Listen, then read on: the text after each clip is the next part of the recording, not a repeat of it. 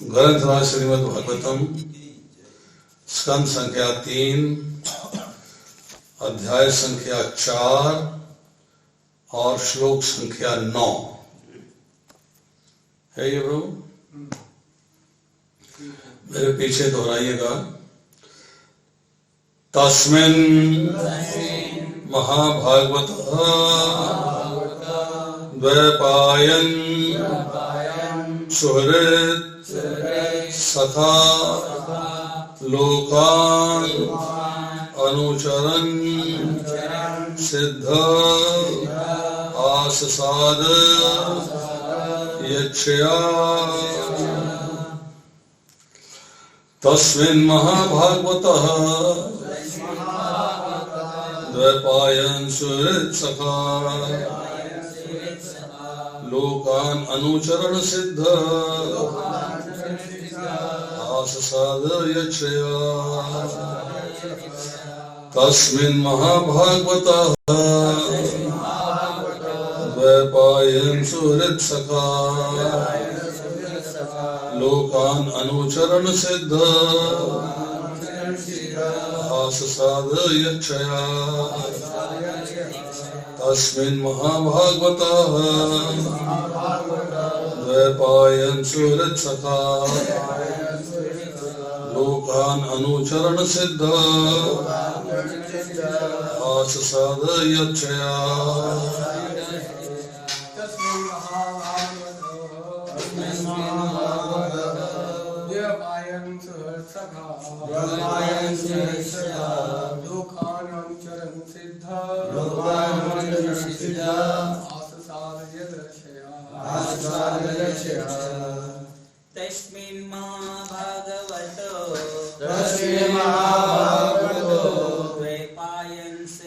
सखा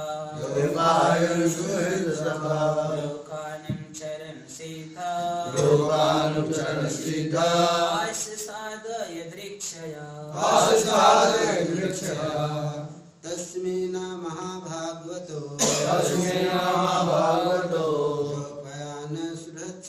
द्वैपायन सुहृद सखा लोकानुचरण सिद्ध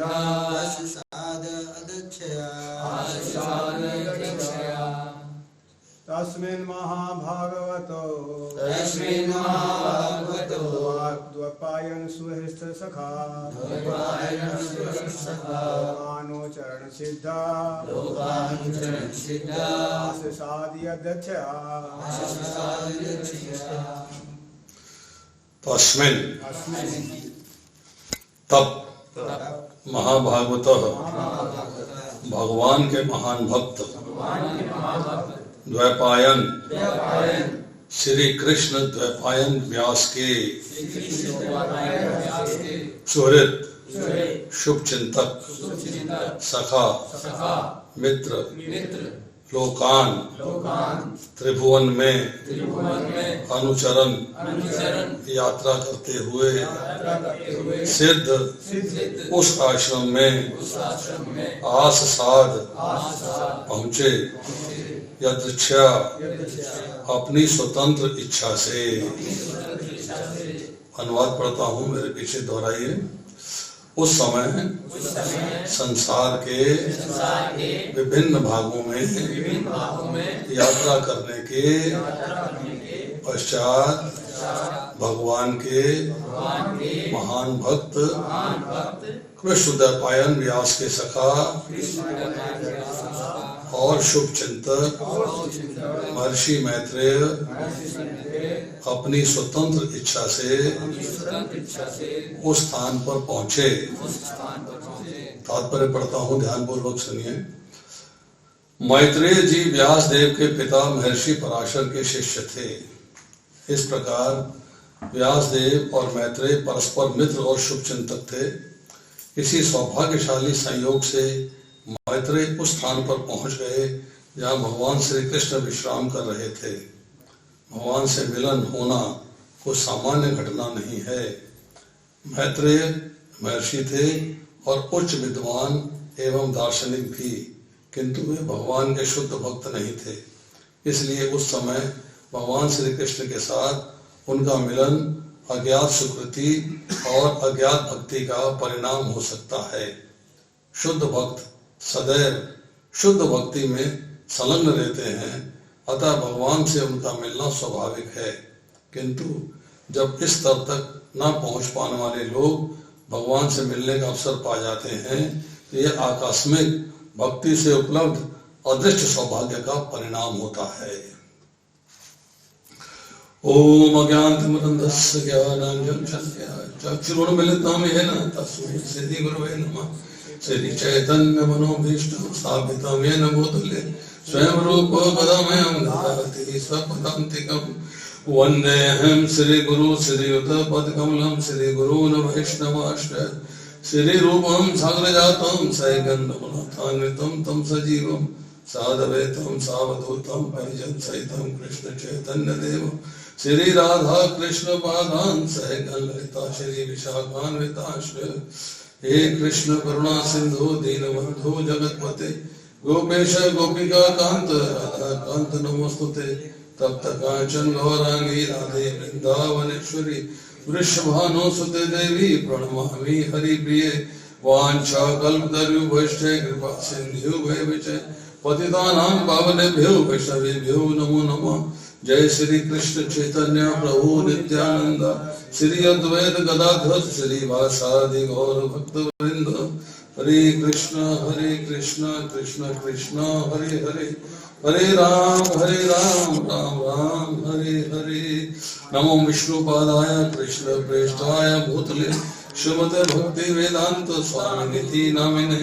नमस्ते सरस्वती देवे गौरवाणी प्रचारिणे निर्विशेषा शून्यवादी पाश्चात्य देश तारिणे।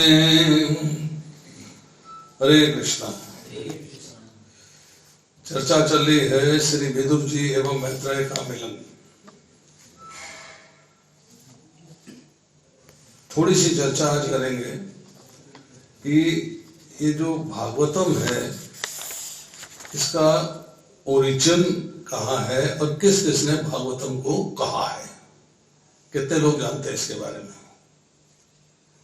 कितने लोगों ने भागवतम का नरेशन किया है? कितने लोगों ने भागवतम की कथा सुनाई है? किसको सुनाई है?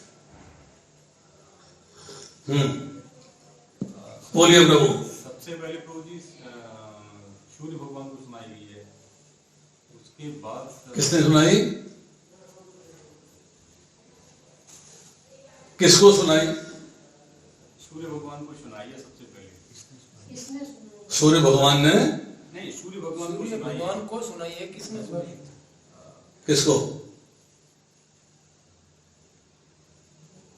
चलिए, जैसे कृष्ण भगवान ने अर्जुन को सुनाई है। कोई बात नहीं, आज थोड़ी सी चर्चा करते हैं, 2 मिनट लगेंगे, ध्यान पूर्वक सुनिएगा।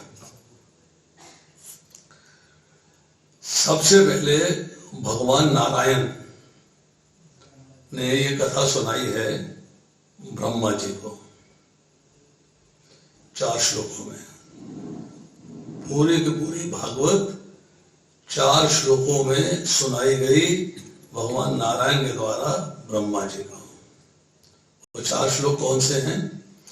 दूसरे स्कंद के 9वें अध्याय में 33 से लेके 36 तक। 33वां श्लोक, 34वां, 35वां और 36वां 4 श्लोकों में संपूर्ण भागवत की कथा सुना दी गई, निचोड़ बता दिया गया। अब ब्रह्मा जी ने यही 4 श्लोक बताए हैं नारद जी को। नारद जी ने इसको सुनाया है व्यासदेव जी को। व्यासदेव जी कौन है जानते हैं?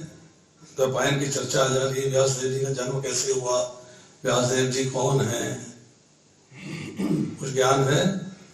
उसकी भी चर्चा करेंगे। व्यासदेव जी ने इन 4 श्लोकों को 18,000 श्लोकों में परिवर्तित कर दिया। 4 श्लोकास टू 18,000 श्लोकास। कितना वास्ट एक्सपेंशन था। अब व्यासदेव जी ने ये कथा सुनाई है अपने पुत्र शुकदेव महाराज को, शुकदेव गोस्वामी को। भगवान कृष्ण जब इस धरा से अप्रकट हो गए हैं उसके 30 साल के बाद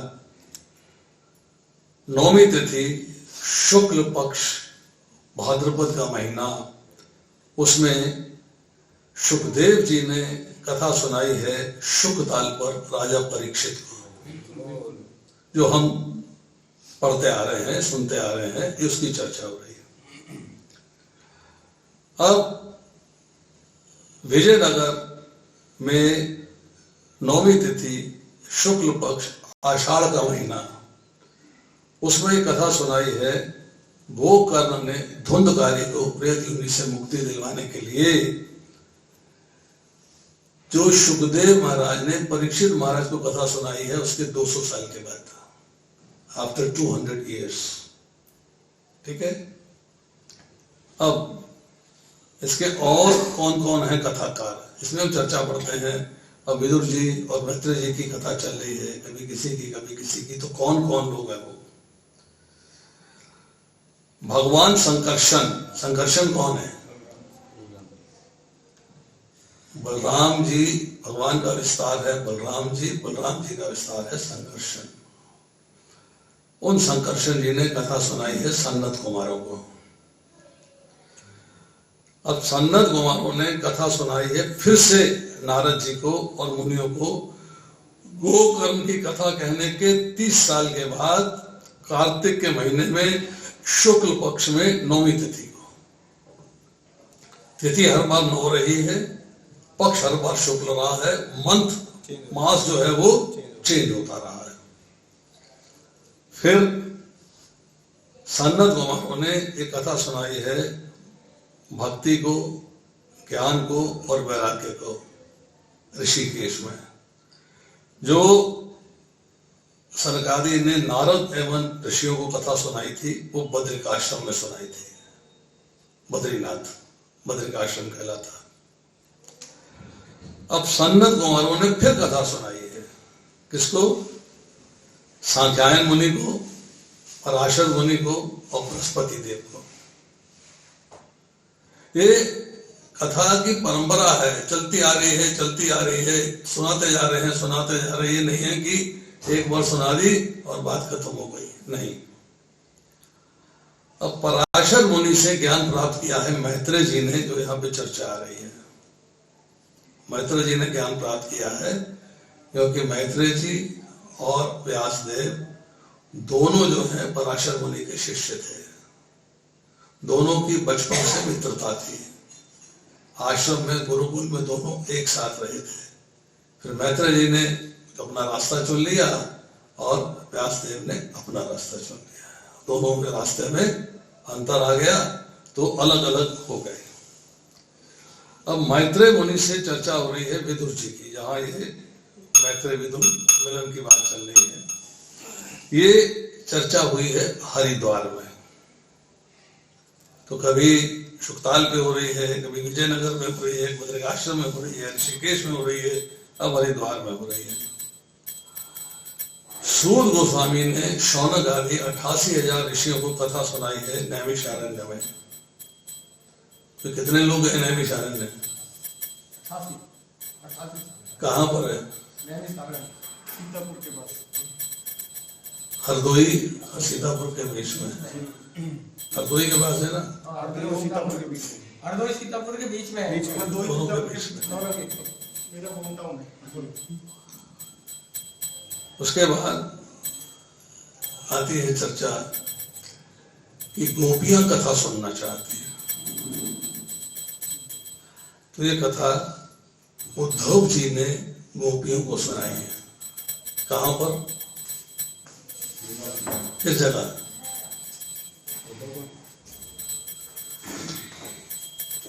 अंदाज लगा रहे हैं हम लोग सारे वृंदावन में।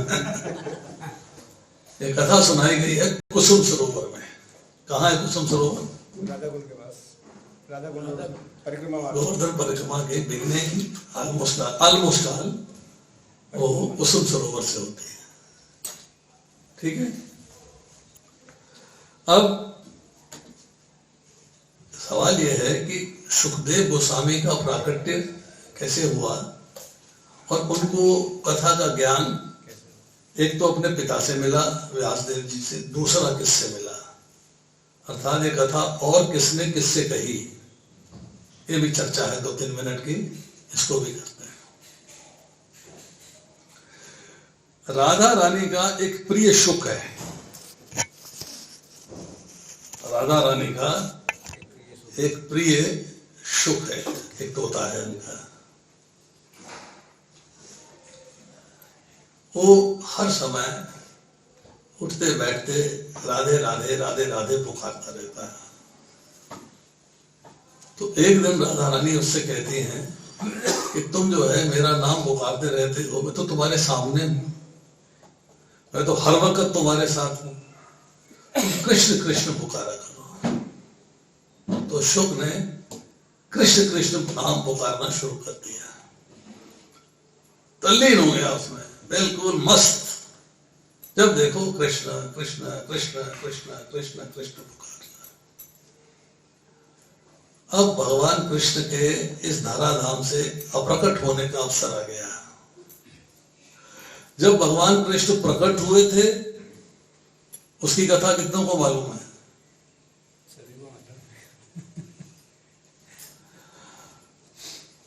वसुंधरा पृथ्वी देवी जो है वो रोती हुई पहुंचती है देवताओं के पास कि दुष्टों का बहुत अनर्थ हो रहा है, यहाँ पर बहुत तंग कर रहे हैं, बहुत परेशान कर रहे हैं, तो मुझे इससे रक्षा करी जाए। साधु लोग परेशान हो रहे हैं, दुष्ट जो है बहुत कार्य कर रहे हैं अपने, तो मैं आपसे सहायता मांगने आई हूँ। वसुंधरा को लेके देवता लोग जो है ब्रह्मा जी के पास जाते हैं। ब्रह्मा जी कहते हैं मैं तो तुम्हारी हेल्प नहीं कर पाऊंगा, शिव जी के पास चलते हैं। शिवरात्रि है ना, तो कुछ कितना समय है मेरे पास? 8:30 बज गए, 9 बजे खत्म कर दूं कि थोड़ा खींच दूं? सब बताइए, हाथ खड़ा करें। जो थोड़ा आगे चलना चाहते हैं वो हाथ खड़ा करें। चलिए, दोनों चर्चाएं होंगी आज। अब पृथ्वी जो है देवताओं के साथ, ब्रह्मा जी के साथ और शिव जी के साथ जो है भगवान विष्णु के पास पहुंची। क्षीर सागर के शैया पे विष्णु जी विराजमान है, लक्ष्मी जी चरण दबा रही हैं। उनसे जाके सब लोग गुहार लगाते हैं कि हमें जो है दुष्टों से परित्राण कराइए, साधुओं की रक्षा करिए, छुटकारा दिलाइए दुष्टों से। विष्णु कहते हैं भाई ये काम तो मेरे लिए संभव नहीं है, इस काम को कृष्ण ही कर सकते हैं, कृष्ण ही कर सकते हैं। अब भगवान कृष्ण के पास पहुंचे हैं गोलोक वृंदावन। भगवान कृष्ण एक रत्न जड़ित सिंहासन पे विराजमान है। राधा जी अंदर हैं, दूर हैं, परंतु भगवान वहां पे विराजमान है। उनकी एक द्वारपाल है शत चंद्रानना, वजंती माला धारण किए हुए है, पीतांबर वस्त्र पहने हुए, हाथ में बैंक है। वो ये सब लोग जब अंदर जाने का प्रयास कर रहे हैं तो इनको रोक देती है। इनसे कहती है कि आप लोग कौन हो? कहते हम देवता हैं, देवलोक के वासी हैं, ये ब्रह्मा जी हैं, ये शिव जी हैं, हम सब आपके पास आए हैं, पृथ्वी रो रही है।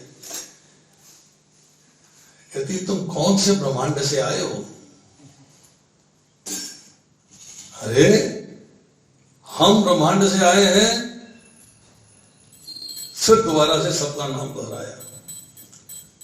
तो कहती है तुम लोग जो है अज्ञानी हो, तुम्हें ज्ञान नहीं है, तुम्हें अपने घर का नहीं पता, घर का पता तो बताओ, कौन से ब्रह्मांड से आए हो? यहां तो एक अरब सागर में असंख्य ब्रह्मांड तैर रहे हैं, एक थोड़ा है, असंख्य ब्रह्मांड है। तुम कौन से ब्रह्मांड से आए हो? तुम्हारी हालत तो उस कीड़े की तरह है जो गूलर के फल में अंदर चला जाता है, उसको गूलर के सिवाय कुछ समझ में नहीं आता, अपने आप को उसका घर संसार गूलर ही समझता। तुम भी अपने आप को ब्रह्मांड में समझ रहे हो। अरे यहाँ तो असंख्य ब्रह्मांड है, तुम कौन से ब्रह्मांड से आए हो? चुप, कोई जवाब नहीं है। भगवान कृष्ण देख लेते हैं बहस चल रही है, दूर से पुकारते आने दो, आने आने सब लोग अंदर चल जाते हैं, यथा योग स्थान प्राप्त होता है। अब वो क्या देखते हैं कि यज्ञ पुरुष आते हैं अपने लाल लश्कर के साथ और भगवान कृष्ण के अंदर प्रवेश कर जाते हैं। ये क्या हुआ, थोड़ी देर बीती तो विष्णु प्रवेश कर रहे हैं, नरहरि प्रवेश कर रहे हैं, राम जी का पूरा दरबार आके प्रवेश कर रहा है, नरसिंह भगवान प्रवेश कर रहे हैं, वराह भगवान प्रवेश कर रहे हैं, वामन भगवान प्रवेश कर रहे हैं। तब जो है देवताओं ने सबने माना कि यही परिपूर्ण पुरुषोत्तम भगवान कृष्ण हैं जिनसे सारे संसार का उद्भव हुआ है। जब पृथ्वी गुहार लगाती है, प्रार्थना करती है कि आप प्रकट होइए, हमको रक्षा करिए, बहुत परेशान है, तो क्या चाहती हो? मैं चाहती हूं कि आप दुष्टों का विनाश करें, तो मुझे तो वहां आना पड़ेगा। ठीक है थी, आप आ जाइए। देवता भी कहते हैं आप आ जाइए, ब्रह्मा जी शिव जी सब कहते हैं आप आ जाइए। और ओके कमिटेड तो मैं पृथ्वी पर प्रकट होऊंगा, पृथ्वी पर आऊंगा। अब भगवान ने पृथ्वी पे आने का डिसीजन कर लिया, और जब डिसीजन हो गया है तो राधा रानी पीछे मूर्छित हो गई। अरे ये तो मुझे छोड़ जाएंगे। जब कृष्ण अंदर जाते हैं, राधा रानी को मूर्छित देखते हैं, तो कहते हैं तुम्हें क्या हो गया भाई? यदि आपने तो पृथ्वी पे जाना वायदा कर दिया मैं आऊंगा, मैं तो आपके बिना एक क्षण भी नहीं रह सकती, मैं कैसे रहूंगी? क्षण की परिभाषा बहुत लंबी है। बनु त्रुटिका भेद लव निवेश, बहुत सारी चर्चाएं आती हैं, परंतु साधारण भाषा में समझना बहुत आसान है। आप एक सुई लीजिए, एक सुई और एक कमल का पत्ता लीजिए। कमल के पत्ते को टच करेंगे ना तो एक क्षण हो जाएगा, कमल के पत्ते के अंदर सुई जाएगी तो दूसरा क्षण हो जाएगा, और कमल के पत्ते से बाहर निकलेगी तो तीसरा क्षण हो जाएगा। कहती मैं इतना समय भी आपके बिना नहीं रह सकती, तो मैं कैसे रहूंगी? आप तो जा रहे हो। तो भगवान कहते हैं मैं तो जा रहा हूं, ठीक है, परंतु तुम्हारे बिना तो नहीं जा रहा, तुम तो मेरे साथ जाओगी। कहती मैं गोलोक वृंदावन छोड़ के चली जाऊं, ये कैसे हो सकता है? बोले भी जाना तो पड़ेगा, गए बगैर तो वो रास्ता है नहीं, जाना पड़ेगा। बोले कैसे जाऊंगी? बोले तरीका ये है कि हम दोनों चलेंगे पृथ्वी पर। कहती फिर मेरी 3 शर्तें हैं, 3 शर्तें मानोगे तो चलोगे, 3 शर्तें नहीं मानोगे तो नहीं चलोगे। अच्छा भाई बताओ, मानूंगा, क्यों नहीं मानूंगा? तो मुझे प्राणों से प्रिय हो, तुम्हारी शर्त नहीं मानूंगा तो किसकी शर्त मानूंगा? बोलो। बोले मेरी पहली शर्त यह है कि जिस गोलोक वृंदावन में मैं रह रही हूं आपके साथ, इसका प्रतिभू डुप्लीकेट आप पृथ्वी पर सृजन करेंगे, बनाएंगे। तथास्तु, तो ब्रजधाम की रचना हो गई, पृथ्वी पर ब्रजधाम बन गया। ठीक है, शर्त नंबर 2। यदि मेरी शर्त नंबर 2 है कि जहां गोवर्धन जी नहीं होंगे वहां मैं रह नहीं सकती, तो गोवर्धन जी को वहां प्रकट करिए। उनके प्राकट्य की अपनी कथा है, फिर कभी करेंगे, कभी आए तो फिर गोवर्धन जी के प्राकट्य की कथा करेंगे। तो गोवर्धन जी को वहां प्रकट किया गया। फिर तीसरी शर्त बताओ, जहां यमुना जी नहीं होंगी वहां मैं नहीं रह सकती, तो भगवान ने यमुना जी को भी प्रकट किया। तो तीनों शर्तें पूरी हुई। अब उसी धराधाम को छोड़कर अब भगवान कृष्ण वापस गोलोक वृंदावन जा रहे हैं, लीलाएं हो चुकी हैं, अब राधा रानी को साथ जाना है, तो शुक जो है उदास हो गया। आपके बिना मैं कैसे रहूंगा? मैं आपके बिना नहीं रह सकता, कोई तरीका बताइए। तो राधा रानी कहती हैं तरीका एक ही है। उन्हें कहिए तुम श्रीमद् भागवत का सानिध्य प्राप्त करो, जहां भागवत कथा होती हो वहां चले जाओ, तो तुम्हें मेरा और कृष्ण का दोनों का सानिध्य प्राप्त हो जाएगा। आज हम भागवत कर रहे हैं तो राधा कृष्ण का सानिध्य हमें प्राप्त है, हमें प्राप्त है। कैसे प्राप्त है उसकी भी आपको बात बता देता हूं।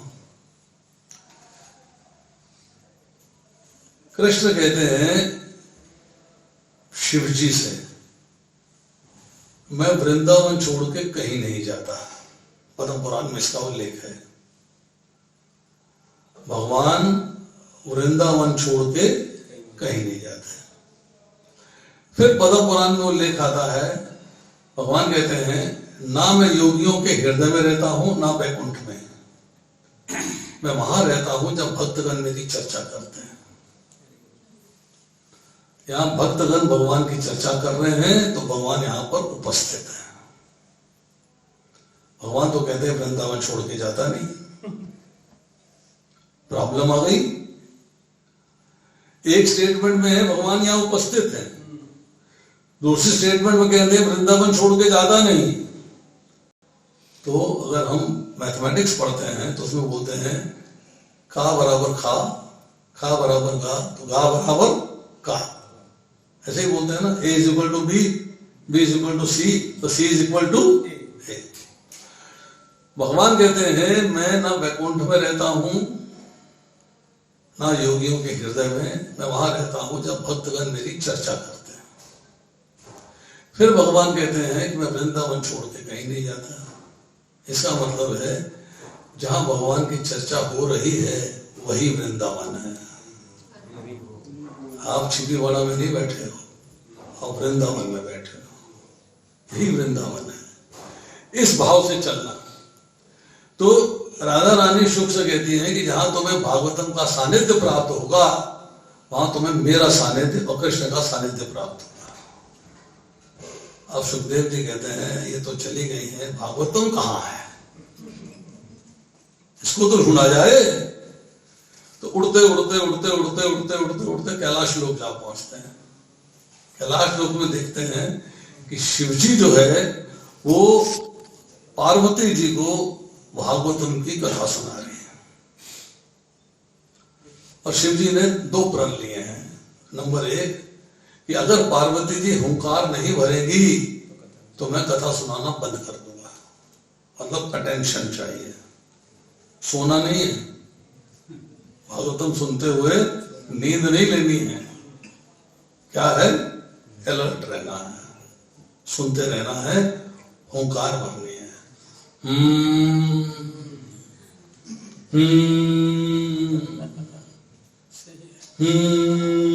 चल रही है। अब शुभ ने देखा कि यहां भागवतम हो रही है तो शिव जी का दूसरा प्रण है कि इस कथा को पार्वती के सिवाय दूसरा कोई नहीं सुन सकता। अगर कोई दूसरा सुनेगा तो मैं उसका वध कर दूंगा। बड़ी सीक्रेट कथा है, इसको सिर्फ जो है पार्वती को सुनने का अधिकार है कैलाश लोक में। अब पार्वती जी कथा सुनते सुनते सो जाती हैं। शुक्र ने अपने वो पेड़ों के पत्तों के बीच में छुपा के बिठा लिया, बैठ गया। हरा तोता, हरे पत्ते, वो देख नहीं रहा है, छुप गया, छुपा लिया और भागवतम की कथा सुननी शुरू कर दी। अब सुनते सुनते जो है पार्वती जी सो गई। अब हुंकार में जहां शुभ ने देखा कि हुंकार में ब्रेक आ गई है तो शुभ ने हुंकार भरनी शुरू कर दी।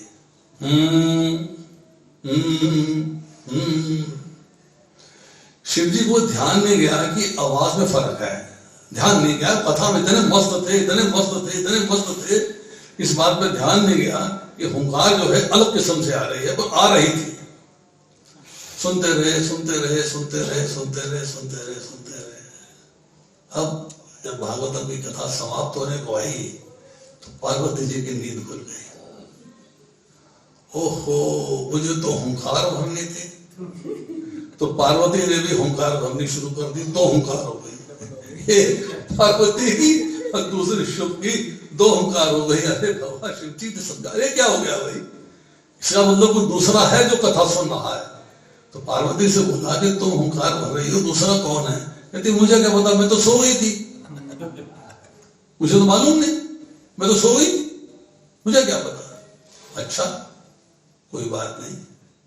शिव जी ने अंतर्दृष्टि से देखा, एक शुक जो है तो पेड़ों के पत्तों में छुपा हुआ भागवतम सुन रहा है, तो त्रिशूल लेके उसको मारने के लिए पहुंचे। शुक ने देखा मृत्यु निकट है, अब बचूंगा नहीं, भागे वहां से, उड़े, उड़ते जा रहे हैं, उड़ते जा रहे हैं, उड़ते जा रहे हैं। तो क्या देख रहे हैं कि एक कुटिया के बाहर व्यास देव जी की पत्नी पिंजला वो खोले उबासी ले रही है। उबासी ले रही है तो सूक्ष्म ने जो सूक्ष्म रूप धारण किया और उनके उदर में प्रवेश कर गया। बड़ी कंफर्टेबल जगह है, शिव जी मुझे यहां मार नहीं पाएंगे, मार नहीं पाएंगे, बैठे रहे वहां। अब वहां पे 12 साल बिता दिए। अब तकलीफ तो होती है, सब लोग कह रहे हैं कि भाई आप बाहर आइए, आप बाहर आइए। तो शिव कहते हैं कि मैं बाहर आऊंगा तो मुझ पे माया का प्रभाव हो जाएगा। हम सब पे है माया का प्रभाव, कोई बचा हुआ है? कोई माया से बचा है? कोई नहीं बचा। बोले मेरे में माया का प्रभाव हो जाएगा। तब भगवान कृष्ण प्रकट होते हैं, उनको कमिटमेंट करते हैं कि तुम पे माया का प्रभाव नहीं होगा, तुम आ जाओ। इन 12 वर्षों में सुखदेव गोस्वामी ने जो कथा शिव जी के यहाँ सुनी थी, उस कथा का रिपीटेशन व्यासदेव जी से प्राप्त कर लिया, सब ज्ञान हो गया, वेद उपनिषद पुराण सब का ज्ञान उनको हो गया। प्रकट होते हैं और प्रकट होते ही वीत राग एकदम कोई टेंशन नहीं है, अपना नग्न है और वन में तपस्या करने को चले जाते हैं। रास्ते में एक सरोवर में कुछ बालिकाएं स्नान कर रही हैं। सुखदेव स्वामी उनके पास से निकल जाते हैं, किसी को टेंशन नहीं है, पर व्यास देव जी उनके पीछे भाग रहे हैं रोकने के लिए। जब वो सामने आते हैं तो बालिकाएं अपने आप को छुपा लेती है, अपने आप को ढक लेती है। जब प्रश्न हुआ कि पहले एक पुरुष गया तब तो तुमने अपने आप को ढका नहीं, अब पुरुष जा रहा है, उसका पिता है, तुमने अपने आप को ढक लिया। बोले उनके ऊपर माया का प्रभाव नहीं है, उन पे स्त्री पुरुष का भेद नहीं है, परंतु इनके पास स्त्री पुरुष का भेद है, इसलिए हमने आपको ढक लिया। तो ये है सुखदेव गोस्वामी का प्राकट्य। अब आती है चर्चा कि मैत्रेय मुनि, मैत्रेय मुनि जो है उनका जो प्राकट्य होता है वो है कुशरव ऋषि हैं और उनकी पत्नी है मित्रा। मित्रा से मैत्रेय कहलाए, मित्रा के पुत्र मैत्रेय। जैसे पृथा के पुत्र पार्थ कहलाते हैं, कुंती के पुत्र कौंतेय कहलाते हैं, इसी तरह जो है मित्रा के पुत्र जो है वो मैत्रेय कहलाए। अब विद्वान हैं, ज्ञान है, उनसे विदुर जी की चर्चा चल रही है, हरिद्वार में सारी कथा कही जा रही है, सब सुनाया जा रहा है। यहाँ प्रभुपाद जी लिखते हैं कि शुद्ध भक्त सदैव शुद्ध भक्ति में संलग्न रहते हैं। शुद्ध भक्ति क्या है और शुद्ध भक्त, शुद्ध भक्ति, दो शब्द इस्तेमाल हुए हैं। जो व्यक्ति भक्ति के अंदर कोई मिलावट नहीं, मिलावट किसकी है? किसकी मिलावट है? मिलावट है मनोरथ की, मिलावट है मेरे मन में कुछ बातें उठ रही हैं। वो बातें क्या हैं? इच्छाओं की पूर्ति। शुद्ध भक्ति में व्यक्ति की अपनी कोई इच्छाएं नहीं रहती। शुद्ध भक्त कौन है? जिसने इंद्र तृप्ति की समस्त इच्छाओं का परित्याग कर दिया। वो शुद्ध भक्त है। दो शब्द इस्तेमाल होते हैं, एक शुद्ध भक्त के लिए होता है और एक प्रोग्रेसिंग भक्त के लिए होता है। प्रोग्रेसिंग मतलब जो भक्ति की सीढ़ियां चढ़ रहा है, अर्थात वो साधक है, साधना कर रहा है भगवान को साधने की, भगवान का प्रेम प्राप्त करने की, वो साधक है। साधक के अंदर अभी भी चाहे सूक्ष्म कामनाएं हो, कामनाएं हैं, कृष्णा कॉन्शियसनेस में है, भगवान की भक्ति कर रहा है, प्रैक्टिस कर रहा है, प्रैक्टिस में आगे प्रोग्रेस कर रहा है, आगे बढ़ रहा है, परंतु अभी भी कामनाएं सूक्ष्म रूप धारण करके उसके साथ जुड़ी हुई हैं। भगवान भगवद गीता में कहते हैं कि वास्तविक शांति कब प्राप्त होती है? दो प्रकार के व्यक्ति हैं, एक जिसमें कामनाओं का प्रभाव है, कामनाएं आती रहती हैं पर उनको तुष्ट करने का प्रयास नहीं करता, पर डिजायर्स आ रही हैं, मन में भाव है परंतु तुष्ट करने का प्रयास नहीं करता। जो बिगिनर्स हैं उनके अंदर कामनाएं आ रही हैं और तुष्ट करने का प्रयास भी करते हैं। जैसे जैसे एडवांस होता जाएगा भक्ति के अंदर डिजायर्स आएंगी, कामनाएं आएंगी, परंतु तुष्ट करने का प्रयास नहीं करेगा। ये हो गया साधक। दूसरा आता है शुद्ध भक्त अर्थात सिद्ध। सिद्ध कौन है? जिसने सारी कामनाओं का परित्याग कर दिया है। विहाय कामान ये सर्वान पवान शर्ती किस पर निर्वम निर्विकार से शांति में निगच्छति। जिसमें कामनाएं नहीं आती भौतिक भोग की, जैसे कामनाएं नहीं आती भौतिक ऐश्वर्य की, कामनाएं नहीं आती संसारिक सुखों की, जिसके अंदर कामनाएं ही नहीं आती है अपने भौतिक ऐश्वर्य भौतिक भोग को प्राप्त करके उनको भोगने की, उसमें कामना है, डिजायर है। डिजायरलेस कोई व्यक्ति नहीं रह सकता, कामनाओं के बिना कोई नहीं रह सकता, इच्छाओं के बिना कोई नहीं रह सकता। पर इच्छा क्या है? भगवान की सेवा की इच्छा है,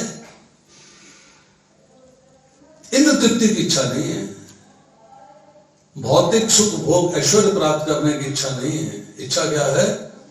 भगवान की सेवा करने की। प्रभुपाद जी लिखते हैं इसी के तीसरे स्कंद के अंदर, शायद मैं देखता हूं जब मुझे मिल जाता है तो, और मैं आपको उसका मतलब बताता हूं। कहते हैं कि दो प्रकार के भक्त हैं, एक है बिगिनिंग जो कि अभी न्यूफाइट है, और दूसरे हैं जो कि एडवांस्ड हैं। दो प्रकार के भक्तों में अंतर क्या है? दो प्रकार के भक्तों में अंतर यह है कि जो बिगिनर है वो भगवान के सामने 25वें अध्याय तीसरे स्कंद के 25वें अध्याय के 16वें श्लोक में कहा गया, वो भगवान के सामने खड़ा होता है और भगवान से प्रार्थना करता है कि हे भगवान मुझे अपने दर्शन दीजिए। हमने देखा है बहुत लोग आते हैं मंदिर में दर्शन करने के लिए, बाहर से आएंगे मंदिर में जाएंगे आंखें बंद कर लेंगे, दर्शन करने आए हैं आंखें बंद, आंखें बंद होने के बाद फिर दोनों कानों को हाथ लगाएंगे, फिर ऐसे कानों को हाथ लगाएंगे, फिर ऐसे हाथ लगाएंगे, फिर ऐसे करेंगे, फिर ऐसे करेंगे, फिर ऐसे करेंगे, फिर ऐसे करेंगे, और फिर आंखें खोलेंगे तो दर्शन बंद हो चुके होंगे। भगवान के शयन का टाइम हो गया, भगवान के भोग का टाइम हो गया, और तूने आंखें खोली तो दर्शन बंद। दर्शन करने आए थे, किसके दर्शन किए? न्यूफाइट जो है वो भगवान के सामने खड़ा होकर भगवान से कहता है हे भगवान मुझे अपने दर्शन दीजिए, क्योंकि वो इनको भगवान स्वीकार नहीं करता, इनको भगवान स्वीकार नहीं करता। ये तो पत्थर की मूर्ति है, भगवान थोड़ा है, उसके मन में ये भाव रहता है। जो एक एडवांस डिवोटी है, जो उच्च कैटेगरी में आ गया है, भक्ति में प्रोग्रेस कर रहा है, वो भगवान के सामने जाता है, दंडवत करता है, प्रणाम करके खड़ा हो जाता है और आंखें फाड़ फाड़ के भगवान के दर्शन करता है, चरणों से लेके ऊपर तक। अच्छा, कांटे कैसे पहने हुए हैं, आंखों के आसपास क्या है, माथे पे मुकुट कैसा है, चरणों में पायल कैसी है, कमर पे करधनी कैसी है, फूलों की माला कैसी है। मतलब जब चरणों से लेके ऊपर तक भगवान के दर्शन करता है आंखें फाड़ फाड़ के, और फिर हाथ जोड़ के भगवान से प्रार्थना करता है, हे भगवान, आपकी मेरे पे असीम कृपा है कि आपने मुझे दर्शन दिए। वो इनको भगवान स्वीकार करता है, वो कहता है कि आपने मुझे दर्शन दिए, ये आपकी मुझ पर असीम कृपा है। अब मैं चाहता हूं कि आप मुझे अपनी सेवा में लगाएं। एक न्यूफाइट में, एडवांस भक्त में ये अंतर है शुद्ध भक्ति में आके। शुद्ध भक्ति का दूसरा जो है, एक और एग्जाम्पल देता हूं। रूप गोस्वामी भक्ति रसामृत सिंधु में शुद्ध भक्ति के, उत्तम भक्ति के लक्षण बताते हैं। उसमें उन्होंने एक लक्षण बताया, अन्याभिलाषता शून्यम।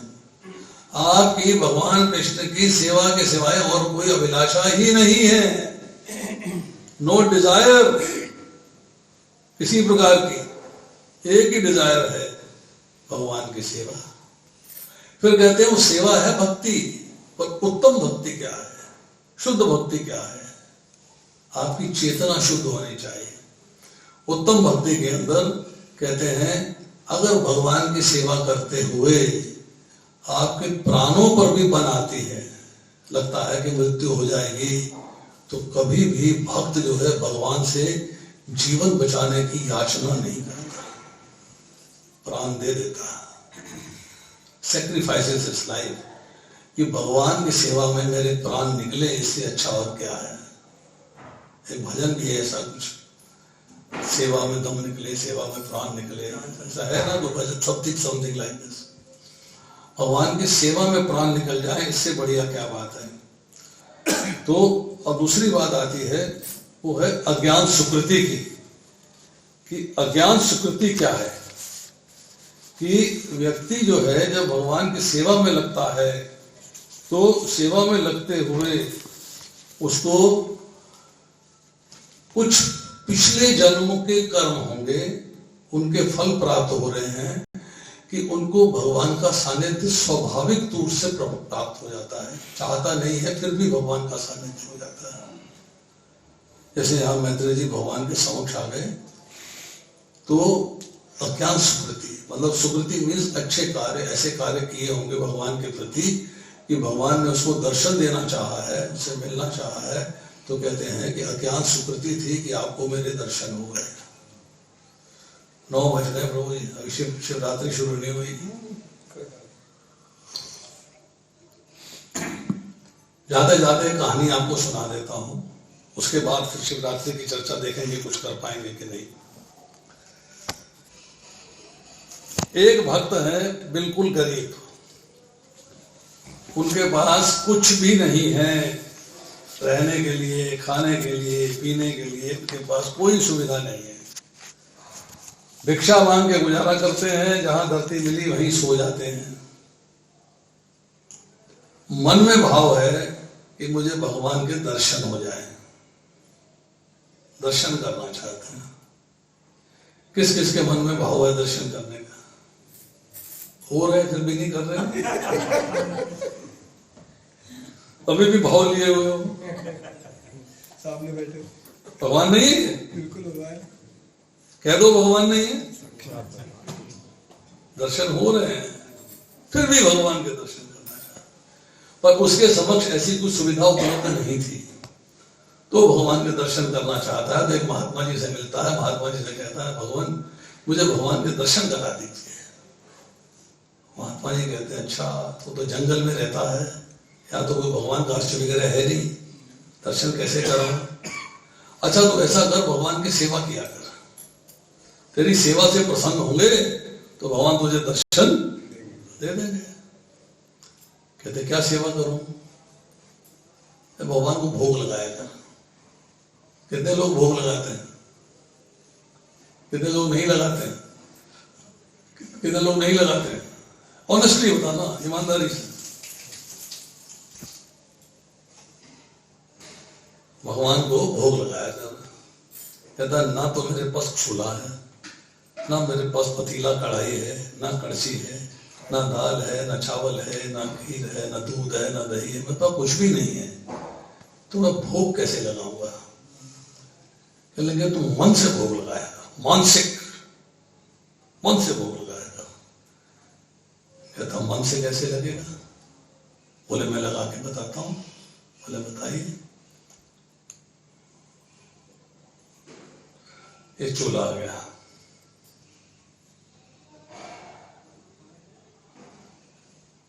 ये लकड़ियां आ गई, चकमक आ गया, लकड़ियों में आग लग गई, अब चूल्हा प्रज्वलित हो गया है। ये पतीला रख दिया, ये चावल आ गए, डाल दिया, ये दूध आया, दूध डाल दिया, चीनी डाल दी, कड़छी आ गई, हिलाया जा रहा है, खीर बन रही है, टक टक टक टक टक टक खीर बनाई जा रही है, खुशबू आ रही है, मन से खुशबू ले रहा, खीर तैयार हो गई। अब एक कटोरी आ गई, खीर उसमें डाल दी, ठाकुर जी स्वीकार करें, हवा में ठाकुर जी स्वीकार करें, खाली हाथ है और हाथ में मन से कटोरी है, मानसिक रूप से कटोरी है। उसके बाद भगवान ने स्वीकार कर लिया, उसने प्रसाद खा लिया, दिन बीतते चले गए, रोज कभी खिचड़ी बना दे, कभी खीर बना दे, कभी कुछ बना दे, कभी कुछ बना दे, और बनाते बनाते बनाते बनाते दुखी हो गया, तो भगवान तो आ ही नहीं रहे, मैं तो रोज सेवा किए जा रहा हूं, मन से भगवान के लिए तैयार करता हूं, मन से भगवान को भोग लगाता हूं, मेरी सेवा चल रही है और भगवान को दर्शन दे नहीं रहे। अब बनती भी है कि नहीं बनती है, ऐसा तो नहीं नाटक हो रहा है, देखूं तो सही, बनती है कि नहीं बनती है। उसने एक दिन जो है अपना खीर बनाई और ऐसे आगे हाथ किया और उसमें उंगली डाल दी, तो उंगली जल गई, मानसिक रूप से उंगली डाली, मानसिक मन से उंगली डाली, ऐसे उंगली जल गई। कुछ तो है, कुछ तो हो रहा है, आशा हो गई, दर्शन हो गए, आशा हो गई कि अब दर्शन होंगे, चलता जा रहा है, सेवा करता जा रहा है। एक दिन मन में आया कि भगवान को जो है मैं नींबू पानी पिलाता हूँ, नींबू का शरबत पिलाता हूँ, नींबू पानी बनाता हूं। अच्छा, नींबू पानी किसमें बनेगा? लोटे में। लोटा आ गया, लोटा आ गया, अब उसने जो है लोटे में डाली है चीनी, 1 2 3 मुट्ठी चीनी डाल दी, छोटा है, चीनी ज्यादा हो जाएगी। उसने फिर हाथ डाला और 1 मुट्ठी चीनी निकाल डाला, 3 मुट्ठी ज्यादा हो जाएगी, बहुत ज्यादा मीठा हो जाएगा, हो सकता भगवान को स्वादिष्ट ना लगे, तो 1 मुट्ठी चीनी मैं बाहर निकाल लेता हूं, फिर पानी मिलाता हूं, फिर नींबू लगाता हूं, तो शरबत बनेगा, भगवान को पिलाऊंगा। उसने यूं हाथ डाला, मुट्ठी निकालने लगा तो किसी ने हाथ पकड़ लिया, घूमा, देखा साक्षात कृष्ण विराजमान है।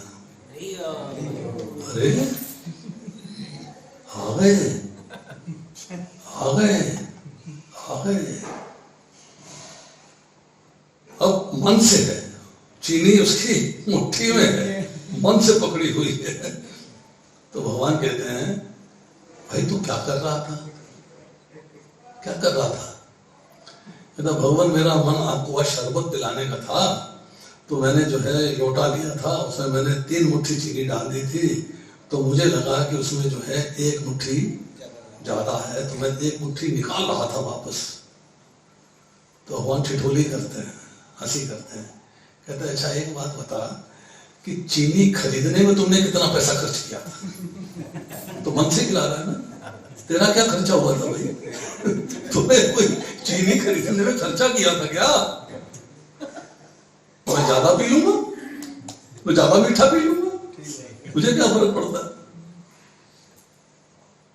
तो भगवान का प्राकट्य जो है वो होता है भाव से।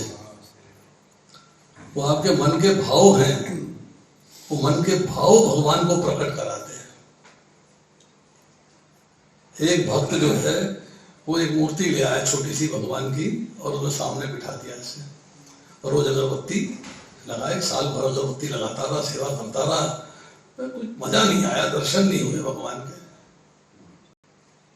उसने कहा बेकार है, ये ना दर्शन देते किसी को, चलो इनको उठा के परे रखो। इस देवता की मूर्ति लाया, वहां रख दिया, उसको अगरबत्ती दिखानी शुरू कर दी। तो 4-6 महीने बीत गए। एक दिन उसके मन में आया कि जो मैं अगरबत्ती दिखा रहा हूं, इसका धुआं जो ऊपर भगवान बिठा दिए, मैंने उनके नाक में जाता होगा, उनके नाक में जाता होगा। तो उसने भगवान को ऊपर से उतारा नीचे, गोदी में लिया, छोटी सी अष्टाधातु मूर्ति थी, उनको सहलाने लगा और रोने लगा। भाव विहल हो गया, रोने लगा। तब भगवान क्षमा कर दीजिए, मैं समझ नहीं पाया कि अगरबत्ती का धुआं आपकी नाक में जाता होगा, मैं तो किसी देवता को दिखा रहा था, आपको तो मैंने ऊपर बिठा दिया था, आपकी नाक में जाता हो। तो भगवान प्रकट हो गए। जब भगवान प्रकट हो गए तो उसने भगवान से प्रश्न किया कि आप ये बताइए कि मैं 1 साल आपको अगरबत्ती दिखाता था, तब तो प्रकट हुए नहीं, अब तो मैं किसी और को अगरबत्ती दिखा रहा था, आपको तो दिखा नहीं रहा था, आप कैसे प्रकट हो गए? भगवान क्या उत्तर देते हैं कि अब तक तुमने मुझे पत्थर की, धातु की मूर्ति समझा था, आज तुमने मुझे भगवान समझा है। भाव बदल गया ना। पहले तो पीतल की मूर्ति समझ के अगरबत्ती दिखाया करता था, आज तुम्हारा भाव बदल गया है कि तुमने मुझे समझ लिया है कि मेरे नाक में भी जो है धुआं जा सकता है, इसलिए मुझे तो प्रकट होना ही था। तो भगवान जो है शुद्ध भक्ति से, भाव से प्रकट होते हैं। शुद्ध भक्ति के लेवल पे सबको आना चाहिए। भक्ति में दिन ब दिन डिवोटीज के माध्यम से, भक्तों के माध्यम से, भक्तों के एसोसिएशन के साथ प्रोग्रेस करनी चाहिए। जितना एसोसिएशन करेंगे उतना प्रोग्रेस ज्यादा होगी। भागवतम में आज इतना ही। अगर आप समय दे मुझे तो 10 मिनट का तुम शिव जी के बारे में कुछ चर्चा करेंगे। अगर आप कहें कि समाप्त कर दें तो यही समाप्त कर देते हैं। 9:30 बजे कहिए, चर्चा चाहते हैं? हाँ जी, करीब 9:30 तक। प्रेसिडेंट बैठे हुए हैं, उन्होंने बोला वो कहेंगे तो होंगे। 15 मिनट, 10-12-15 मिनट चर्चा करेंगे, 9:30 9:30 तक। कोई दिक्कत नहीं है। ब्रह्म संहिता में उल्लेख आता है शिव जी के बारे में, श्रीराम यथा दधि विकार विशेष योगा संजायते नाही तथा पृथक अस्ति हेतु यह शंभुताम अपीता समुपैति कार्य गोविंदमादि पुरुषां तमहं भजामि। जिस प्रकार दूध अम्ल की क्रिया से दही में परिवर्तित हो जाता है, फिर भी दही का प्रभाव ना तो उसके कारण के समान होता है, ना उससे भिन्न होता है। दूध इसलिए मैं आदि भगवान गोविंद की पूजा करता हूँ, जिनमें से शंभु का राज्य है, विनाश के कार्य के लिए, प्रदर्शन के लिए परिवर्तन। देखिए, इसमें ब्रह्मा जी स्तुति कर रहे हैं, शिव जी के बारे में बता रहे हैं। ब्रह्मा जी का प्रकट जो है शिव जी के नेत्रों से हुआ है, नेत्रों के मठ से, भ्रकुटी से हुआ है।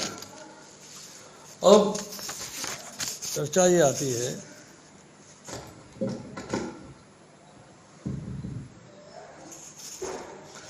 कि शिवजी भगवान के शुद्ध भक्त है। वैष्णव नाम यथा शंभु, शुद्ध वैष्णव हैं, भगवान के भक्त हैं, भगवान की आराधना करते रहते हैं। पद्म पुराण में लिखा है कि भगवान अपने आप को सृष्टि के संहार करने के लिए शिव जी के रूप में प्रकट करते हैं।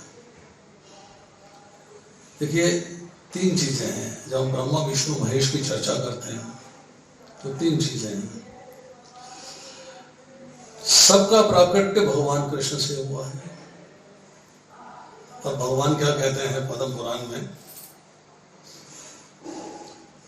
भगवान जो है कैलाश लोक के सगन वन के अंदर जो है तपस्या कर रहे हैं शिव जी, और कृष्ण के नाम का जप कर रहे हैं, राम के नाम का जप कर रहे हैं।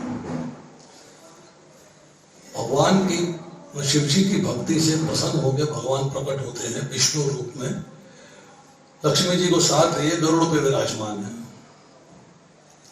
शिव जी से कहते हैं कि मैं तुम्हारी भक्ति से प्रसन्न हूं, तो मुझे बताओ मैं तुम्हारे लिए क्या करूं, वर मांगो। तो शिव जी कहते हैं कि मेरे को वरदान दीजिए कि मैं आपके उस रूप के दर्शन करना चाहता हूं। इसको लोग निर्मल प्रेम का पुंज कहते हैं,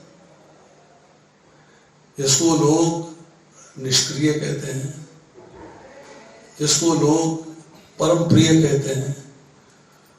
उस रूप के दर्शन करना चाहता हूं।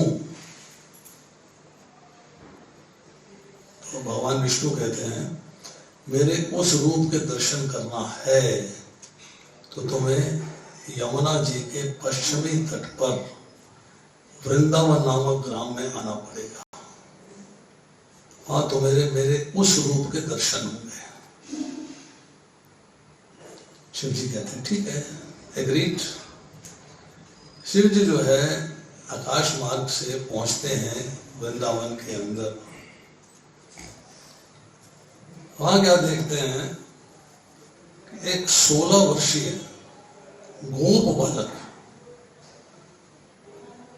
पीतांबर पहने हुए है, गले में वैजंती माला है, माथे पे मोर मुकुट है, मतलब मोर का पंख धारण किए, मुकुट नहीं जैसे कि मुकुट होता है, मोर का पंख धारण किए हुए हैं। उसका बाया कोहनी जो है वो एक गोपी के कंधे पे है जो राधा जी हैं, और आसपास गोपियों का समूह है, सब खिलखिला रहे हैं, सब हंस रहे हैं, सब खिलखिला रहे हैं। वो गोप बालक शिव जी को देखते ही कहता, आओ रुद्र, तो मेरे जिस स्वरूप के दर्शन करना चाहते तो तुम्हारे समक्ष है। इसी को लोग निर्मल प्रेम का पुंज कहते हैं, निष्क्रिय कहते हैं, परात्पर कहते हैं, और सबको आनंद देने वाला, सबको प्रेम प्रदान करने वाला मेरा यही रूप है। काफी लंबी चर्चा है इसके बाद। फिर शिव जी से कहते हैं कि ये मेरी प्राण प्रिय राधा जी हैं। मैं राधा जी से और गोपियों से अतीव प्रेम करता हूं। मैं इनके साथ हर समय रहता हूं। मैं कभी भी वृंदावन छोड़ के कहीं नहीं जाता, जो मैंने आपसे पहले चर्चा करी थी। मेरे सारे कार्य मेरे विस्तारों के द्वारा किए जाते हैं। मेरे विस्तार हैं जो सारे कार्य करते हैं। मैं जो मेरा विस्तार है वासुदेव, उससे फिर सबका प्राकट्य होता है, सब कार्य उनके द्वारा होते हैं। अब ब्रह्मा विष्णु महेश की जब चर्चा करते हैं तो भगवद गीता में उल्लेख आता है कि जब प्रलय के बाद सर्ग होता है, महाप्रलय के बाद महासर्ग होता है, तब जीव अपने कर्मों के फल सहित, सूक्ष्म इंद्रियों सहित और मन बुद्धि अहंकार सहित भगवान से प्रकट होते हैं। अब उन जीवों की कांटेक्ट कराना है किसके साथ? भौतिक प्रकृति के साथ, जिससे शरीरों की रचना हो सके। तो भगवान दृष्टिपात करते हैं। दृष्टिपात करते हैं तो जीवों का संसर्ग जो है भौतिक सृष्टि से करा देते हैं। उसके बाद ब्रह्मा जी की जिम्मेदारी बन जाती है शरीरों की रचना करने की। इसलिए ब्रह्मा जी को कई बार हम सृष्टि का रचयिता कहते हैं। सृष्टि का रचयिता का मतलब यह है कि सृष्टि में जो जीव है उनको शरीरों की रचना ब्रह्मा जी करते हैं। ब्रह्मा जी का कार्य समाप्त हो गया, फिक्स हो गया। भगवान कहते हैं इन जीवों का लालन पालन पोषण मैं करूंगा। तो विष्णु जो है वो पालन पोषण करने वाले कहलाते हैं। अब समस्या आती है कि संहार कौन करेगा, संहार किसके माध्यम से होगा।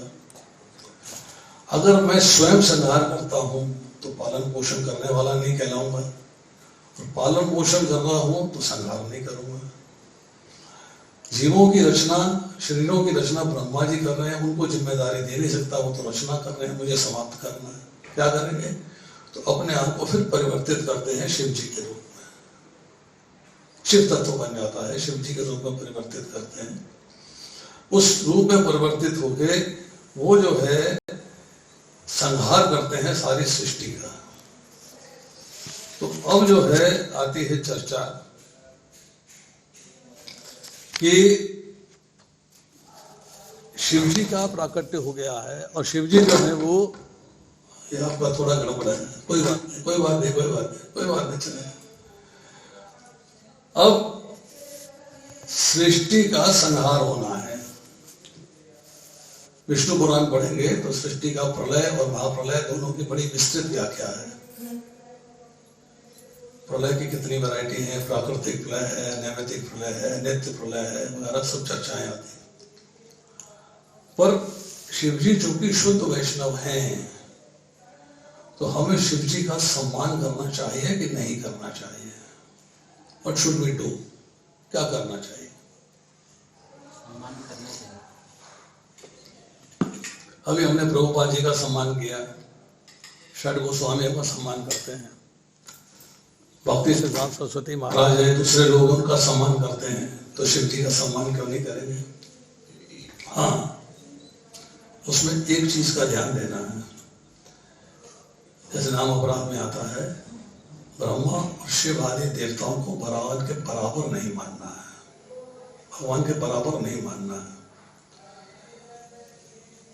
जैसे हमने भी पुराण से बताया कि वो जो है भगवान की आराधना करते हैं, हमें उनको जो है भगवान के बराबर नहीं स्वीकार करना है, ये बात समझने वाली है। अब किस तरह से हम शिव जी का सम्मान कर सकते हैं? वैष्णवानाम यथा शंभु, शिव जी समस्त भक्तों में सर्वश्रेष्ठ हैं, इसलिए कृष्ण के सभी भक्त शिव जी के भी भक्त हैं। जब हम शिव जी की भक्ति करते हैं तो हम जो है शिव जी से प्रार्थना करते हैं, आशुतोष हैं, तुरंत वरदान देते हैं, परंतु भौतिक संसार में भौतिक सुख भोगने के लिए उनसे डिमांड नहीं करते। हम डिमांड करते हैं कि आप हमें भगवान की भक्ति में जुड़ने का, लगने का, प्रोग्रेस करने का आशीर्वाद दें, वरदान दें। हम जो है जब वृंदावन में जाते हैं तो वह शिव जी का मंदिर है गोपेश्वर। अब गोपियां जो है शिव जी की पूजा करती हैं, तक कात्यायनी दुर्गा की भी पूजा करती हैं, परंतु किस लिए करती हैं? कि कृष्ण की प्राप्ति हो जाए। हम लोग देवी की, देवता की, शिव जी की पूजा किस लिए करते हैं? मकान मिल जाए, बंगला मिल जाए, गाड़ी मिल जाए, ये मिल जाए, वो मिल जाए, वो प्रार्थना करते हैं। उनकी प्रार्थना जो क्या है कि हमें भगवान कृष्ण को प्राप्त करा दीजिए, हमें कृष्ण की कृपा मिल जाए, भौतिक लाभ नहीं चाहता। जो लोग भौतिक लाभ चाहते हैं वो देवताओं की पूजा करते हैं। एक छोटी सी स्टोरी और सुनाता हूं। एक माता के पास एक छोटा सा बालक है, साल, 1.5 साल, 8 महीने का छोटा सा, और माता को घर के सारे कार्य करने हैं, भोजन बनाना है, सफाई करनी है, डस्टिंग करनी है, कपड़े धोने हैं, झाड़ू पोछा, बर्तन साफ, सारे कार्य करने हैं, उसको गृहस्थी चलानी है। अब बच्चा रो रहा है, क्या करेगी वो? रोते बच्चे का क्या करेंगे? दो ही रास्ते हैं ना, या तो बच्चा रोने दे या काम छोड़ दे। क्या करेगी? बच्चे को दूध पिलाएगी, बच्चा शांत हो जाएगा, बच्चे को छोड़ देगी, काम करने चली जाएगी। बर्तन साफ हो गए, वेरी गुड। बच्चा फिर रो रहा है, अरे अभी तो दूध पिलाया था, कुछ और चाहिए होगा, चलो इसको बिस्किट दे देते हैं। बिस्किट दे दिए, बच्चा मस्त हो गया, बिस्किट खा रहा, आके डस्टिंग कर ली, बच्चा फिर रो रहा, अच्छा अब क्या करूं? ऐसा है, इसको एक खिलौना दे देती हूँ, खिलौने से खेलेगा। एक बंदर ले आई, बैटरी ऑन करी, बंदर तबला बजा रहा है, बच्चा मस्त हो गया। अच्छा अच्छा अच्छा, मैं फटाफट सफाइयां कर लेती हूँ। सफाइयां हो गई, बच्चा फिर रो रहा है, अच्छा अच्छा अच्छा अच्छा, इसको तो मैंने बंदर दे दिया था, बिस्कुट भी दे दिया था, दूध भी पिला दिया था, चलो झूले में डाल देती हूँ। झूले में डाल दिया, झूला हिला लिया, हिलाते हिलाते चली गई और जाके उसने कपड़े धो लिए। बच्चा फिर रो रहा है, अभी कपड़े इस्त्री करने हैं, बेडिंग करनी है, कमरा व्यवस्थित करना है, सारे काम पड़े हुए हैं और बच्चा रोए जा रहा है। दूध दिए काफी समय हो गया है, पिला देती हूँ। दूध लेके आई, हाथ मार दिया, बिस्किट लेके आई, हाथ मार दिया, बंदर लेके आई, हाथ मार दिया, झूलों में लेटाना चाहती है, बच्चा नहीं लेटना चाहता, लिटा दिया, जबरदस्ती लिटा दिया, बिठा दिया झूले में, बच्चा नहीं। क्या हो गया, क्यों रो रहा है, क्यों रो रही है, चुप कर जाना। तो बच्चा दोनों हाथ खड़ा कर देता है, मां अपनी गोदी में ले लो, अपने पास ले लो, अपने पास, मां मुझे अपने पास ले लो। अच्छा, गोदी में लेती है, बच्चा चुप कर जाता है, ना उसे बिस्किट चाहिए, ना उसे दूध चाहिए, ना उसे फल चाहिए, ना उसे झूला चाहिए, ना बंदर चाहिए। हम अपने बारे में सोचें। हम कहते हैं भगवान बिजनेस अच्छा हो जाए, नौकरी अच्छी हो जाए, पैसा अच्छा हो जाए, धन वर्षा हो जाए मेरे पे। भगवान कहते हैं अच्छा अच्छा अच्छा लो, पर मुझसे दूर रहो। माँ ने बच्चे को दूध कर दिया, दूध पिला के अपने पास नहीं रखा, बिस्किट दे के अपने से दूर कर दिया, बंदर दे के अपने से दूर कर दिया, झूले में डाल के अपने से दूर कर दिया। हम कहते हैं भगवान बढ़िया मकान होना चाहिए, ले ले मुझसे दूर, फार्म हाउस होना चाहिए, ले ले मुझसे दूर, गाड़ियां होनी चाहिए, ले ले मुझसे दूर। भगवान आपको कब अपनी गोदी में लेंगे? जब आप कहोगे ना मुझे धन चाहिए, ना मुझे फार्म हाउस चाहिए, ना मुझे बेंगलोर चाहिए, ना मुझे बैंक बैलेंस चाहिए, मुझे कुछ नहीं चाहिए, केवल आप चाहिए। जिस दिन ये भाव आ जाएगा कि भगवान मुझे केवल आप चाहिए और कोई नहीं चाहिए, उस दिन जो है भगवान आपको अपने गोदी में दे देंगे। तो दिलवाएगा कौन? दिलवाएंगे शुद्ध वैष्णव भक्त। और शिव जी जो है ये कार्य करते हैं। अगर आप उनकी प्रणाम करना है, मान देना है, सम्मान देना है, तो आपको जो है शिव जी भगवान कृष्ण की सेवा दिलवाएंगे, भगवान कृष्ण का प्रेम दिलवाएंगे, भगवान कृष्ण का सानिध्य दिलवाएंगे, क्योंकि हर धाम के रक्षक शिव जी हैं। गोवर्धन जी में जाएंगे तो चकलेश्वर महादेव हैं, वृंदावन जाएंगे तो गोविश्वर महादेव हैं, मायापुर धाम जाएंगे वहां भी मंदिर के अंदर पेड़ के नीचे शिव जी का शिवलिंग है, उनका अष्टविग्रह है। अब जो है शिव जी की स्थिति जैसे बताया गया है कि भगवान विष्णु विभिन्न गुणों का संचालन करने के लिए भगवान शिव जी के रूप में स्वयं का विस्तार करते हैं। तो शिव जी को साधारण जीव नहीं है, is not a ordinary person. अब भगवान शिव कृष्ण से अभिन्न है या भिन्न है, इसे कहते हैं अचिंत्य भेदाभेद। भिन्न भी है क्योंकि भगवान ने अपना विस्तार शिव जी के रूप में किया है। अभिन्न भी है कि आप शिव जी भगवान से ही प्रकट हुए हैं इसलिए अभिन्न है, पर भगवान से प्रकट होकर एक सेपरेट तत्व बन गया है, सेपरेट रूप बन गया है, सेपरेट कार्यकलाप बन गए हैं, इसलिए उनसे भिन्न है। अब शिव जी के रुद्र के 11 विस्तार हैं, आप समझिए 11 रूपों में शिव जी प्रकट करते हैं अपने आप को। इसका उल्लेख मिलता है भागवतम में भी, उल्लेख मिलता है हरिवंश पुराण में भी। अजयपात ऐवर्धन विरूपाक्ष रैवत हर बहुरूप देवशश त्र्यंबक सावित्र जयंत पिनाकी और अपराजित, ये भगवान के 11 रूप हैं। इसके अतिरिक्त शिव जी के 8 रूप और हैं, पृथ्वी जल अग्नि वायु आकाश सूर्य चंद्रमा और सौयोग माया जी। मतलब इनमें जो है रुद्रों के 5 मुख होते हैं, 3 नेत्र होते हैं, 10 भुजाएं होती हैं।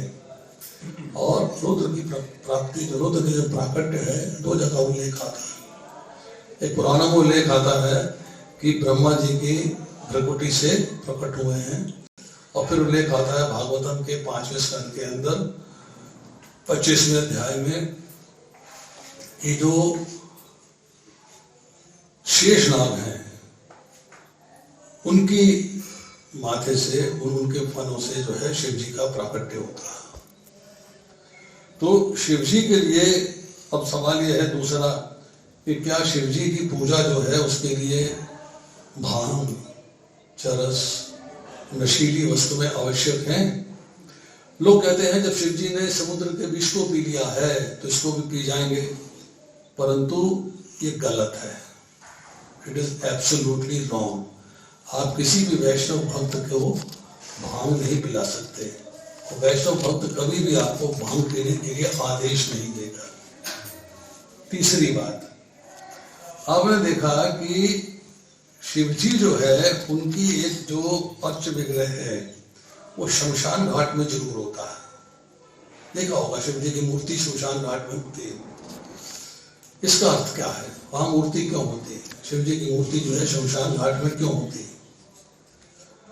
उसका कारण यह है कि शमशान घाट में जिन व्यक्तियों की मृत्यु के बाद मुक्ति नहीं होती है, या अपने पाप कार्य करने के बाद उनके घर वाले जो है उनकी मुक्ति का मार्ग प्रशस्त नहीं करते हैं, जिनकी मुक्ति नहीं होती है, उनको जो है प्रेत योनि प्राप्त होती है।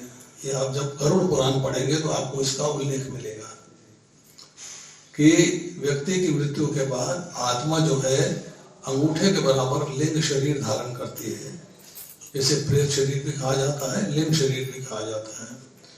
वो शरीर जो है वो यमलोक जाता है 1 घंटा 36 मिनट, मतलब 2 मुहूर्त समय। एक मुहूर्त 48 मिनट का होता है, और फिर वहां पे उसका फैसला होता है किसको कहाँ जाना है, और उसके बाद लेके वो वापस फिर 1 घंटा 36 मिनट में वापस आता है, और उसी घर में रहता है जहां पर की उसकी मृत्यु हुई थी, जहां पे वो रहता आया है।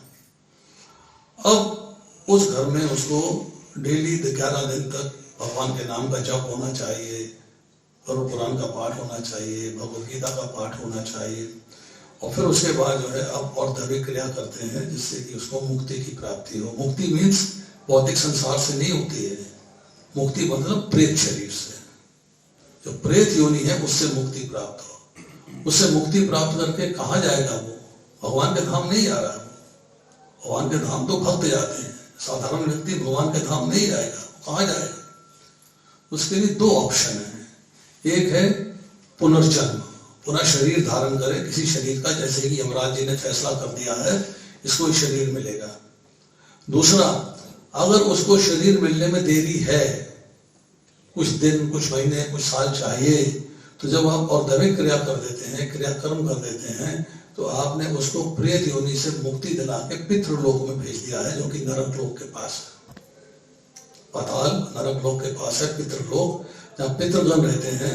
वो वेटिंग हॉल है, एक तरीके से वो कक्ष है जहाँ पर की वेटिंग होती है। वो आत्मा जो है वहां पे विराजमान रहती है, और जब उसका समय आता है पुनर्जन्म प्राप्त करने का, तब वो पुनर्जन्म प्राप्त कर लेती है। तो उस प्रेत योनि से मुक्ति होनी चाहिए। पर जिनकी प्रेत योनि से मुक्ति नहीं होती, अर्थात जिनके घर वाले और दैविक क्रिया नहीं कराते हैं, उनका क्या होता है? इसलिए वो जो है शमशान में ही भटकते रहते हैं। तो वहां जो है शिव जी उनको अपना सानिध्य देते हैं, अपना संसर्ग प्राप्त कराते हैं कि यस, आपको जो है अब शिव जी का संसर्ग प्राप्त है। कम से कम जो उनके कष्ट हैं, जो तकलीफें हैं, जो परेशानियां हैं, वो कम हो जाती हैं। तो शिव जी जो है वो भूतों के, प्रेतों के जो है रक्षक हैं। उनके बारे में भी सोचते हैं, क्योंकि वैष्णव हैं। वैष्णव क्या है? परा दुखा दुखी, दूसरे के दुख में दुखी होता है। तो प्रेत योनि में जो मनुष्य है उनकी उनसे दुखी हैं, वो उनके दुख से दुखी हैं, इसलिए उनकी सहायता करते हैं, उनको सानिध्य देते हैं, उनको अपना संग प्राप्त कराते हैं। इसलिए हमें जो है शिवरात्रि के दिन भगवान शिव जी की, जिसको भगवान के नाम से भी पुकारा जाता है, हमें उनकी प्रार्थना करनी चाहिए, प्रणाम करना चाहिए, नमस्कार करना चाहिए। उनको प्रसन्न करने का तरीका है उन पे जल चढ़ा दिया, बेलपत्र डाल दिए, परंतु उनसे भौतिक संसार में सुख भोगने की कामना नहीं करनी चाहिए। भौतिक ऐश्वर्य प्राप्त करने की कामना नहीं, उस कामना से नहीं, उस भाव से नहीं जाना चाहिए। उनके पास किस भाव से जाना चाहिए कि आप हमें भगवान कृष्ण की भक्ति में आगे बढ़ाएं, उनमें लगाएं, इस भाव से जाना चाहिए, इस मूड से जाना चाहिए। तब आपको जो है भगवान शिव जी की भक्ति करने में कोई रोकेगा नहीं। हाँ, अगर आप चाहेंगे कि मेरे को मकान मिल जाए, बंगला मिल जाए, गाड़ी मिल जाए, फार्म हाउस मिल जाए, ये मिल जाए, वो मिल जाए, तब शिव जी की भक्ति करने का कोई लाभ नहीं है। भक्ति करनी है भगवान कृष्ण की भक्ति प्राप्त करने के लिए। हरे कृष्णा। श्री भगवान की बताइए। तो कोई प्रश्न है किसी का? 9:30 बज गए मुझे। मैं आपको बता दूं कि कई बार वैसे लोग कहते हैं कि आप टाइम बहुत कम देते हो। कम देते हो मतलब आप भागने की जल्दी में रहते हो। उसका कारण है कि प्रत्येक रविवार को मेरे 3 लेक्चर होते हैं। 3 शनिवार को भी 3 होते हैं, रविवार को भी 3 होते हैं। जैसे लास्ट संडे गया है, सत्यनारायण प्रभु बैठे होंगे यहाँ पे, वो सामने बैठे हैं, बताएंगे। मेरा सुबह का लेक्चर था फरीदाबाद में, जो मेरे घर से 45 किलोमीटर है।